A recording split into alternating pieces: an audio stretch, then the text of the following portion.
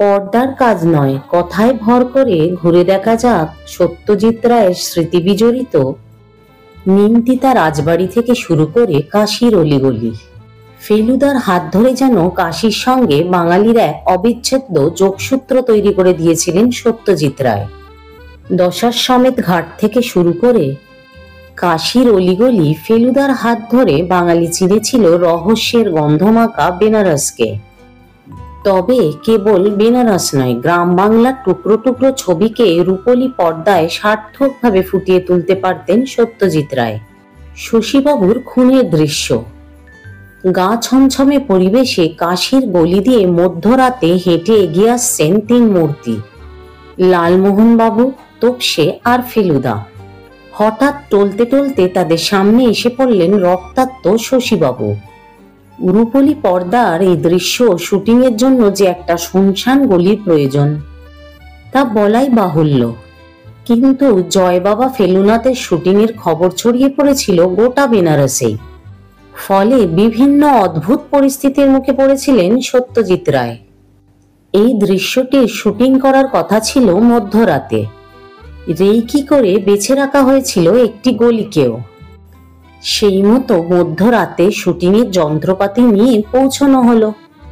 অভিনেতারাও তৈরি, কিন্তু সেই গলির সামনে পৌঁছে মাথায় হাত সকলের। জমায়েত হয়েছেন কমপক্ষে 1000 মানুষ। এর আগেও অবশ্য এমন ভিড়ে বিভিন্ন দৃশ্যের শুটিং করতে হয়েছিল। তবে খুনের দৃশ্য এত মানুষের মধ্যে শুটিং করা কার্যত অসম্ভব। বারবার সবাইকে সরে যাওয়ার আবেদন করেও যখন কোনো ফল হলো না, তখন শুটিং এর জিনিস নিয়ে ফিরে যাওয়ার নির্দেশ দিলেন সত্যজিৎ রায়। পরিচালক ফিরে গিয়েছেন এই খবর শুনে অবশ্য সেই রাতেই তার ঘরে হাজির হয়েছিল পাড়ার ছেলেরা। অনেক অনুরোধ করে তারা বললেন আগামীকাল শুটিং এ যেতে। তারা কথা দিল ভিড় হবে না। পরের দিন সত্যি ভিড় না হলেও আরো এক অন্য উপদ্রব হয়েছিল। শুটিং হবে জেনে গোটা গলি জুড়ে নিজের শাড়ির দোকানের বিজ্ঞাপন আটকে দিয়ে গিয়েছিলেন এক বাঙালি ব্যবসায়ী। তাকে বুঝিয়ে সুঝিয়ে সরানো হয় সমস্ত বিজ্ঞাপন। তারপর শুটিং শুরু হয় মধ্যরাতে। আমরা কত স্বাচ্ছন্দ্যে 2 ঘন্টা কিংবা 2.5 ঘন্টার মধ্যে দেখি, তা সৃষ্টি করতে কতই না ঝক্কি পোয়াতে হয় সকলকে। শুটিং এর আরো একটি ঘটনা বলি। জানা যায় ছবির জন্য শুটিং স্পট খুঁজছিলেন সত্যজিৎ রায়। সেই সময় লালগোলার এক চায়ের দোকান থেকে তিনি খোঁজ পান নিমতিতা রাজবাড়ির। এক ঝলক দেখেই ভীষণ পছন্দ হয়ে যায় পরিচালকের। কলকাতায় ফিরে চিঠিতে তারাশঙ্কর বন্দ্যোপাধ্যায়কে সে কথা জানিয়েছিলেন সত্যজিৎ রায়। মুর্শিদাবাদের এক রাজবাড়ি এখন হেরিটেজে তকমা পেয়েছে। 175 বছর আগে গৌরসুন্দর চৌধুরী ও দ্বারকানাথ চৌধুরী 2 ভাইয়ের হাতে তৈরি এই রাজবাড়ি। সত্যজিৎ রায় সিনেমা জলসাঘর, 3 কন্যা, দেবীর মতো আইকনিক সব ছবির শুটিং হয়েছিল এই রাজবাড়িতে।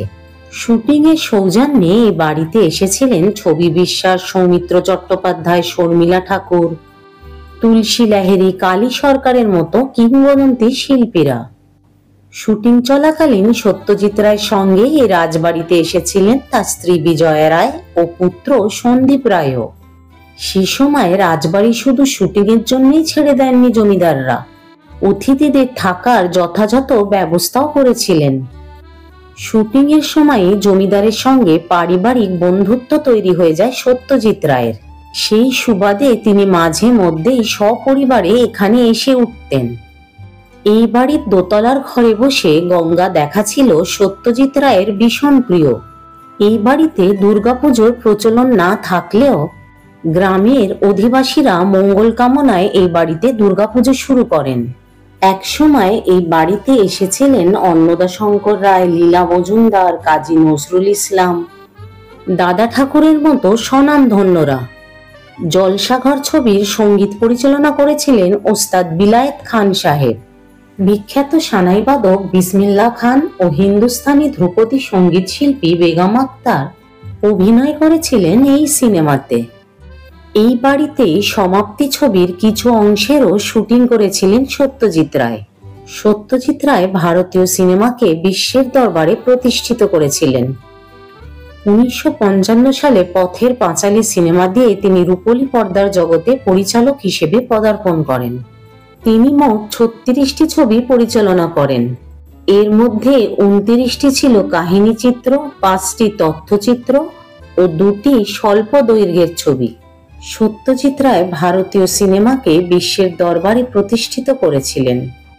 বর্ণময় কর্মজীবনে তিনি বহু জাতীয় ও আন্তর্জাতিক পুরস্কার পেয়েছেন, যার মধ্যে বিখ্যাত হল 1992 সালে পাওয়া একাডেমি সম্মানসূচক পুরস্কার অস্কার।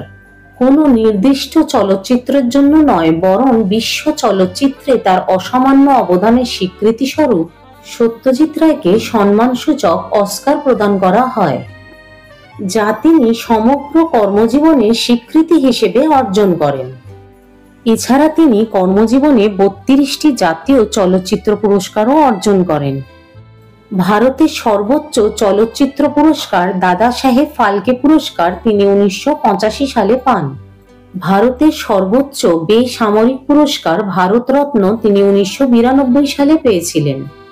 এছাড়াও ভারত সরকার কর্তৃক সত্যজিৎ রায়কে পদ্মভূষণ, পদ্মবিভূষণ এবং পদ্মশ্রী পুরস্কারে ভূষিত করা হয়। সত্যজিৎ রায়কে বিংশ শতাব্দীর অন্যতম শ্রেষ্ঠ চলচ্চিত্র নির্মাতাদের একজন হিসেবে গণ্য করা হয়। তিনি শুধু চলচ্চিত্র নির্মাতা ছিলেন না, তিনি ছিলেন চিত্রনাট্যকার, শিল্প নির্দেশক, সঙ্গীত পরিচালক এবং লেখক। প্রতিবেদনটি কেমন লাগলো জানিও। ভালো লাগলে লাইক করো, সাবস্ক্রাইব না করে থাকলে সাবস্ক্রাইব করো। সকলে খুব ভালো থেকো।